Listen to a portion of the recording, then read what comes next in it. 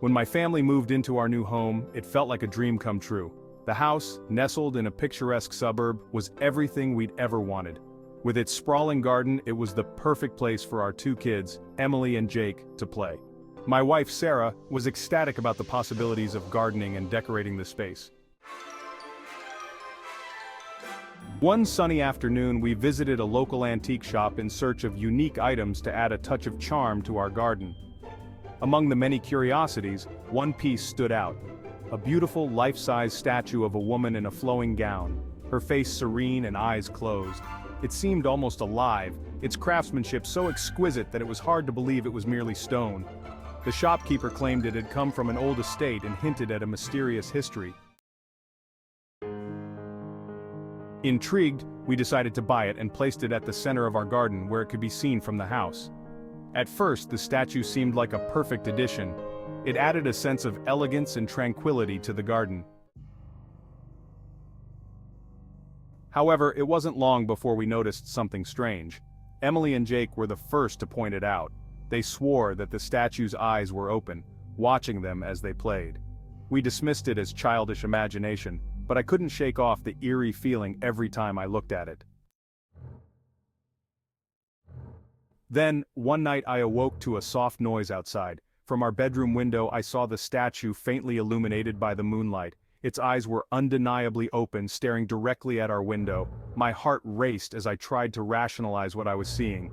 The next morning I inspected the statue closely, but it was in the same serene pose as always, eyes closed. The days that followed were marked by growing unease. The statue seemed to shift positions subtly, always watching us. I began to hear whispers in the garden, soft and indistinct, but enough to send chills down my spine.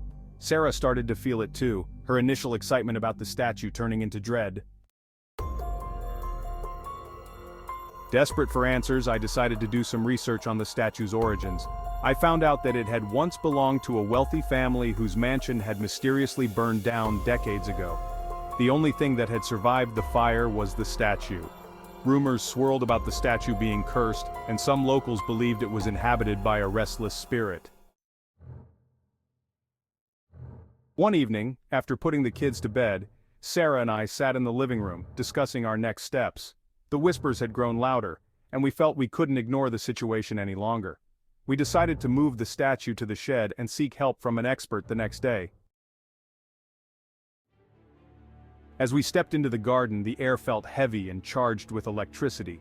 The statue stood menacingly, its eyes wide open and glowing faintly in the darkness.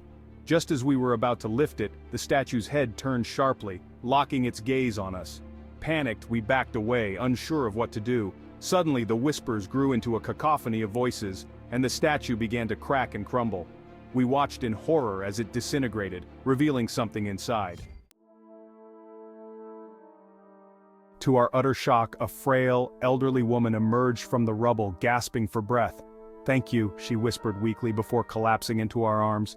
We hurriedly called for an ambulance. The woman, once revived and able to speak, told us a tale that seemed stranger than fiction. She had been cursed by a jealous rival many years ago and trapped in the statue, living in a liminal state between life and death.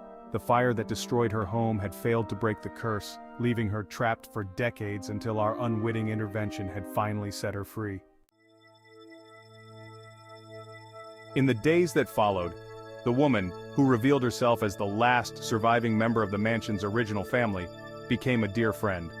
She shared stories of her past, and we learned that her kindness and wisdom were as timeless as the stone that had imprisoned her. The garden, once a place of fear, became a place of renewal and hope. The statue was gone, but its legacy had given us something far greater, a connection to a remarkable life, and the reminder that even in the darkest of places, there can be light.